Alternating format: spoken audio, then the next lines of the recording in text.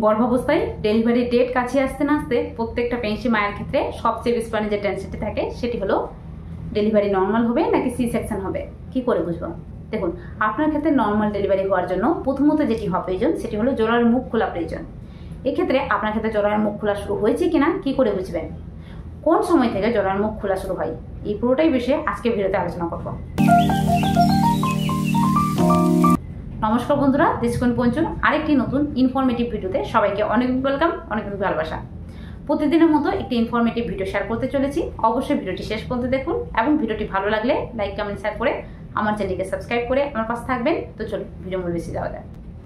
তো সাধারণত প্রেগনেন্সি যখনই ডেলিভারির সময় কাছে আসে, এই সময় স্বাভাবিকভাবে আপনার ক্ষেত্রে বিশেষ কিছু লক্ষণ কিন্তু খুব স্পষ্টভাবে লক্ষ্য করা যাবে। কারণ নর্মাল ডেলিভারি হলো একটি স্বাভাবিক প্রক্রিয়া এবং এই স্বাভাবিক প্রক্রিয়াটি কিন্তু আস্তে আস্তে হয়ে থাকে। এক্ষেত্রে আপনার শরীরে বিশেষ কিছু পরিবর্তন কিন্তু আপনি অবশ্যই লক্ষ্য করতে পারবেন। তবে কি দেখে কিভাবে বুঝবেন কোন সময় কি করা প্রয়োজন, এটি কিন্তু জানা প্রয়োজন। এই বিষয়ে বলে রাখি, আপনার ক্ষেত্রে ডাক্তারবাবু কিন্তু একটি ডেলিভারি ডেট দিয়ে থাকেন। এই ডেলিভারি ডেটের আগেও আপনার ক্ষেত্রে ডেলিভারি হতে পারে অথবা ডেলিভারি ডেটের পরেও হতে পারে।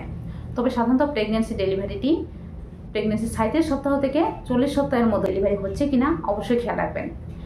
তা না হলে কিন্তু অনেক সময় বাচ্চার ক্ষতি হওয়া বা ডেলিভারিতে অনেক রকম কমপ্লিকেশন হওয়া কিন্তু দেখা দিয়ে থাকে। এবারে যে সাধারণত আপনার ক্ষেত্রে নর্মাল ডেলিভারি হওয়ার জন্য কি কি লক্ষণ দেখা যাবে, মানে আপনার জোড়ার মুখ খুলেছে কিনা কিভাবে বুঝবেন?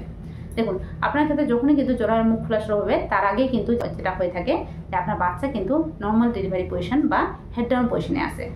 সেক্ষেত্রে বাচ্চা হেড ডাউন পজিশনে এসেছে কিনা কি করে বুঝবেন? এই রিলেটেড ভিডিও আমার চ্যানেলে শেয়ার করা রয়েছে, অবশ্যই দেখে নিতে পারেন। তাছাড়াও আই বাটনের লিঙ্ক শেয়ার করে দেবো, দেখে নিতে পারেন। এবারে বলি, সাধারণত যখনই কিন্তু আপনার বাচ্চা ডেলিভারি পজিশনে চলে আসে, মানে হেড ডাউন পজিশনে চলে আসে, তখনই কিন্তু বাচ্চা কিন্তু আস্তে আস্তে নিচের দিকে প্রেশার দেয় বাইরে বেরোনোর জন্য। বাচ্চা যখনই বাইরের দিকে বেরোনোর জন্য প্রেশার দেয়, বাচ্চাদের মুখের দিকে এক ধরনের মিউকাস প্লাগ থাকে, যেটি কিন্তু পুরো প্রেগনেন্সিতে বাচ্চাদের মুখটিকে ঢেকে রেখেছে বোতলের ছিপির মতো। মানে একটি বোতলের ছিপি যেভাবে ভিতরে জলকে আটকে রাখে, ঠিক সেই রকম কিন্তু এই মিউকাস প্লাগটিও কিন্তু একই রকমভাবে ঢেকে রাখতো। কিন্তু এই সময় বাচ্চা যেহেতু রীতিমতো প্রেশার দিচ্ছে, তার জন্য কিন্তু এই মিউকাস প্লাগটি কিন্তু আস্তে আস্তে বেরোতে চাইবে। সেক্ষেত্রে আপনার জনিপথ থেকে এক ধরনের মিউকাস প্লাগ বা সাদা সাপনির মতো হতে দেখা যাবে। এবারে অনেকেও বলবেন, আমার প্রায় পুরো প্রেগনেন্সিতে এক ধরনের সাদা সাপনি গত হচ্ছে। দেখুন, পুরো প্রেগনেন্সিতে যে সাদা সাপনি নির্গত হয়ে থাকে সেটি কিন্তু থাকে সাদা স্বচ্ছ কালারের এবং তরল টাইপের। কারো কারো ক্ষেত্রে হতে পারে তারের মতো সরু চেটচেটে টাইপের। তবে সাধারণত এই সময় যে সাদা সাপটি নির্গত হবে সেটি কিন্তু একটু ভিন্ন রকম হবে। মানে এটি থাকবে গাঢ় থকথকে, নাক থেকে যেভাবে সর্দি হলে কাফ বের হয়ে থাকে গাঢ় থকথকে, ঠিক সেই রকম। এবং এটির কালার থাকবে হালকা ব্রাউনিশ টাইপের বা হালকা গোলাপি টাইপের। এই ধরনের সাদা সাপ দেখতে পেলেই আপনি বুঝতে পারবেন এবারে কিন্তু জরার মুখ খোলা শুরু হয়ে গেছে। এই সময় কিন্তু স্বাভাবিকভাবে 1 সেন্টিমিটার কিন্তু খুলে যায়। এবারে সাধারণত দ্বিতীয় যে লক্ষণটি দেখা যাবে সেটি হলো জল ভাঙা। দেখুন, জল ভাঙা মানে দেখুন, গর্ভের মধ্যে আপনার বাচ্চা কিন্তু একটি জলের মধ্যে ভাসমান রয়েছে। এই জলটিকে বলা হয় থেকে অ্যামনিওটিক ফ্লুইড। এই অ্যামনিওটিক ফ্লুইড কিন্তু এবারে কিন্তু স্বাভাবিকভাবে বাইরে বেরোতে চাইবে। সেক্ষেত্রে স্বাভাবিকভাবে আপনার জরিপথ থেকে এক ধরনের ওয়াটার লিকেজ কিন্তু দেখা দিবে। সেক্ষেত্রে 1 ফোঁটা 2 ফোঁটা বা এর চেয়ে বেশি কিন্তু জল নির্গত হতে পারে, যেটি কিন্তু স্বচ্ছ কালারের হয়ে থাকে এবং যেটির জন্য কিন্তু কোনো রকম প্রেশার দিতে হয় না, যেটি কিন্তু কন্টিনিউয়াসলি বেরোতে থাকে আস্তে আস্তে করে। তবে এই বিষয়ে খেয়াল রাখবেন যে এই জলের কালারটি কালো কালারের বা সবুজ কালারের বা হালকা ইয়েলো টাইপের হচ্ছে নাকি, এই ক্ষেত্রে কিন্তু বাচ্চা অনেক সময় পটি করে দিয়ে সেই সংকেত হতে পারে। এক্ষেত্রে এই পটিযুক্ত জল কিন্তু বাচ্চা খেয়ে নিতে পারে, এক্ষেত্রে বাচ্চার ক্ষতি হতে পারে। সেক্ষেত্রে অবশ্যই ডাক্তারের কাছে যাবেন। এবারে বলি, যখনই আপনার কিন্তু জল ভেঙে গেছে, এক্ষেত্রে কিন্তু স্বাভাবিকভাবে কিছুক্ষণের মধ্যেই কিন্তু আপনার কাছে এক ধরনের প্রসব ব্যথা কিন্তু দেখা দেবে। এবারে বলবেন কি করে চিনবো প্রসব ব্যথা উঠেছে কিনা? দেখুন, গর্ভাবস্থায় সাধারণত 2 ধরনের প্রসব ব্যথা হয়ে থাকে। একটি হলো আসল প্রসব ব্যথা, একটি হলো নকল প্রসব ব্যথা। যখনই কিন্তু আপনার ক্ষেত্রে নকল প্রসব ব্যথা উঠবে, এটি কিন্তু কিছুক্ষণ থাকে আবার চলে যায় নিজে নিজে। আপনার পজিশন চেঞ্জ করলে, আপনি ঠিকঠাকভাবে জল খেলে চলে যায়, এটি কিন্তু আর আসে না। তবে সাধারণত যখনই কিন্তু আপনার প্রসবের ব্যথা উঠবে, মানে আসল প্রসব ব্যথা উঠবে, তখন কিন্তু এই ব্যথাটি আসবে যাবে। কোমর থেকে তলপেট হবে ব্যথা এবং সেই সময় কিন্তু পায়ের দিকে গড়িয়ে যাবে।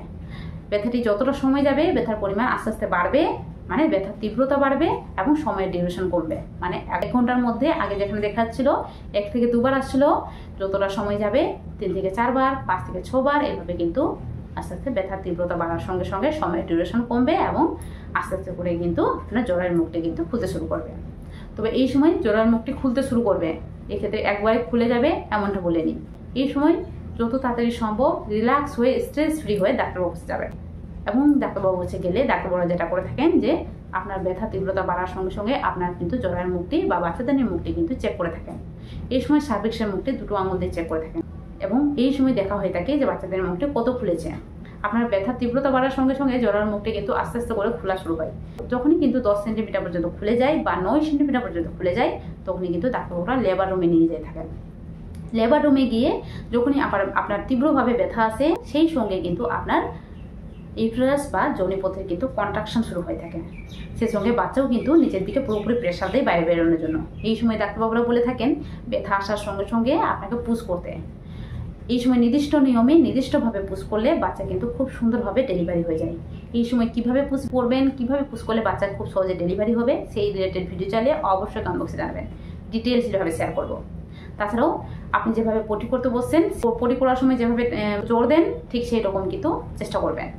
এইভাবে জোর দিলে কিন্তু স্বাভাবিকভাবে অনেক সময় কিন্তু খুব সহজেই খুব তাড়াতাড়ি কিন্তু বাচ্চা ডেলিভারি হয়ে যায়। এই সময় স্বাভাবিকভাবে আপনার প্রেশারে এবং আপনার বাচ্চার প্রেশারে কিন্তু ডেলিভারিটি সম্পূর্ণ হবে। এর সঙ্গে তারপরেই কিন্তু প্লাসেন্টা ডেলিভারির মাধ্যমে আপনার পুরো নর্মাল ডেলিভারি প্রসেসটি কিন্তু কমপ্লিট হবে। তো আশা করি আজকের ভিডিওটি কিন্তু প্রচণ্ড পরিমাণে হেল্পফুল এবং ইনফরমেটিভ হয়েছে প্রত্যেকটা প্রেগনেন্সি মায়ের জন্য। তার জন্য বেশি বেশি করে শেয়ার করুন যাতে প্রত্যেকের ক্ষেত্রে হেল্প হয়।